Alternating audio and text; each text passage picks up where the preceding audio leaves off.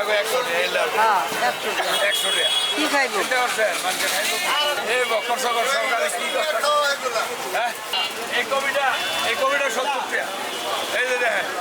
এটা 10 টাকা লেটি আছে 10 টাকা 10 টাকা দাম লেটি আছে 70 টাকা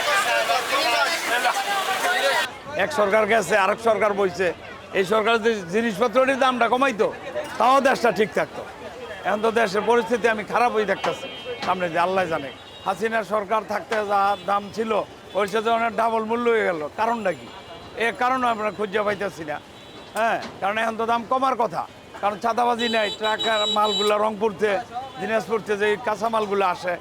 হ্যাঁ বগুড়া থেকে আসে এই যে মালগুলো আসার সময় ট্রাকে জায়গায় জায়গায় চাঁদা এখন তো আর চাঁদা নাই এখন তো মালের দাম কমার কথা কিন্তু কমতেছে না উল্টো আরও বাড়তেছে কমে তো না ওই আগের দামে থাকলো তাও ঠিক আছিল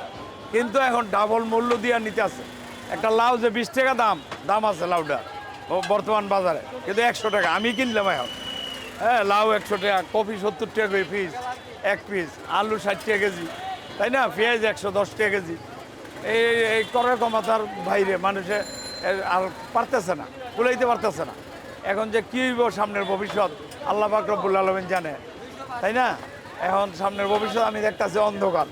মানে আল্লাহ জানে কি করব সামনে সরকার আইসুই কি করব হ্যাঁ অন্য সরকার হইব এখন তো তত্ত্বাবধায়ক চলতেছে তত্ত্বাবধায়ক কতটুকু কী করতে পারে আল্লাহ পাক রব্বুল আলামিন জানে আমি জানি না এখন আমরা সবাই দোয়া করতে পারি আল্লাহর কাছে যে আল্লাহ যাতে এই দেশটারে আমাদের দেশটারে একটু শান্তি দেয় যেইভাবে এই জিনিসপত্রের দাম মানে বাড়তে দিয়ে যাইতেছে মানুষ তো সাধারণ মানুষ ঢাকা শহর অলরেডি ছেড়ে দিতেছে আমার এখানে বাড়ি আছে ওই বাড়ির ফ্ল্যাট মোটে 6 মাস ধরে খালি একটা ফ্ল্যাট খালি 4 তলায় ওই খালিটা খালিই রয়েছে মানে ভাড়া দেওয়ার মতো ওই নাই আস্তে আস্তে মানুষ শহর থেকে গ্রামমুখী হইতেছে গ্রামে যাইতেছে গা কেন যাইতেছে গা জিনিসপত্র কিনা মানে সংসার চালানো অসম্ভব হয়ে দাঁড়াইছে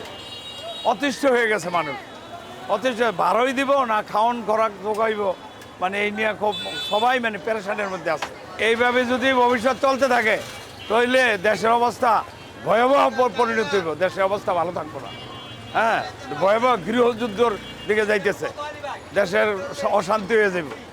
দেশে অশান্তি সামনের দিকে ভবিষ্যৎ অন্ধকার দেখা যাইতেছে হ্যাঁ এইভাবে যদি চলতে থাকে তাহলে দেশ এইভাবে চলতে থাকলে মানুষ এই চুরি ডাকাতি এইসব বাড়তে থাকবো আর মানুষ টাকা পয়সা না থাকলে কি করব চুরি করব ডাকাতি করব তাই না বাড়ি বাড়ি ডাকাতি হইব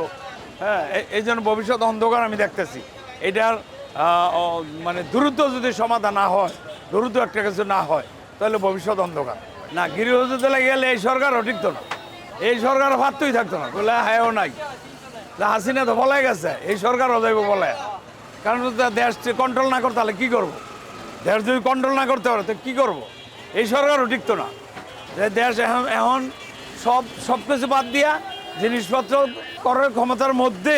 যদি রাখতে পারে সরকার তাহলে টিকে থাকবে সরকার যে এই থাকবে যার মন চায় থাক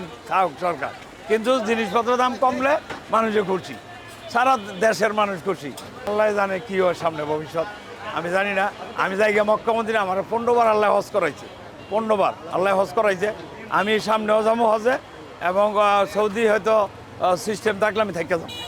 এইলে আমার শেষ ইচ্ছা কথা হচ্ছে ইমানটা লয়ে নি কবর যাইতে পারি ইমান নিয়ে কবর না গেলে তাতে আরও দুনিয়াও কষ্ট পাইলাম আখেরাতও আমার গর্বাদ হইল আখেরাত গর্বাদ হোক এটা আমি চাই না আখেরাত আমার মজবুত ধরে আমার ভিক্ষা করে খাইলো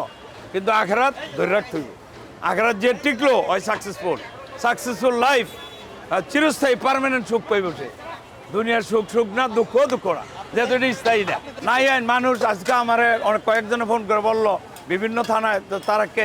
এই গণ্ডগোল হয়েছে কেস করতে কেস নেয় না পুলিশ বলতে আছে যে না ভাই আমরা অসহায় আরে আমারই বলছে আমার থানার উচিত যে আমরা অসহায় ভাই আমরা কিচ্ছু করতে পারবো না এখন আর্মিরে ক্ষমতা দিচ্ছে আর্মির কাছে তা আর্মির কাছে গেলে বলতে আছে না আমরা অস্ত্র উদ্ধার নিয়ে ব্যস্ত অস্ত্র উদ্ধার নিয়ে ব্যস্ত আমরা এইসব কেস মেস নেই না আরে একজনের বাড়ি আরেকজনের দখল করছে এটা দেখবেন না এটা দেখে না কয় আপনি থানায় যান কোর্টে যান এই বক্কর চক্কর থানাই নাই থানার প্রশাসন একদম অন্ধ মানে হেরা বোবো হয়ে বসে হয়েছে আছে নামে মাত্র কিন্তু কাজে নাই কাজে কিচ্ছু করে না এই জন্য ভবিষ্যৎ দেখা যায় খারাপের দিকে আছে ভাই যে আল্লাহ যদি রক্ষত করে তো যে দেশের শান্তি হয় না শান্তির আমি লক্ষণ দেখতেছি না এই দেশটারে ঠিক করতে চায় তাহলে দ্রুত একটা নির্বাচন দিতে হবে।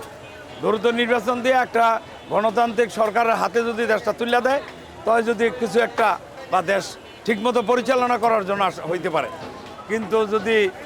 এইভাবে চলে, এইভাবে যদি ডক্টর ইউনূস যদি মনে করে যে না আমি তো 1 বছর থাকবো, 2 বছর থাকবো, যতদিন গড়াইব অতদিন ওই দেশের পরিস্থিতি খারাপ হবে। কারণ অনেক দ্রুত সংস্কার কইরা যেগুলো ক্ষতিগ্রস্ত হয়েছে ওগুলো ঠিকঠাক কইরা নির্বাচন কমিশনাররা ফ্রেশ কইরা, হ্যাঁ, জায়গা চেঞ্জ করার দরকার চেঞ্জ করিয়া ভালো লোকগুলোরে বসায়া যদি তত্ত্বাবধায়ক সরকারের নিয়ন্ত্রণে একটা নির্বাচন দিয়া, হ্যাঁ, গণতান্ত্রিকভাবে একটা সরকার প্রতিষ্ঠিত হয়, তাহলে দেশে শান্তির একটা আশা করা যায়।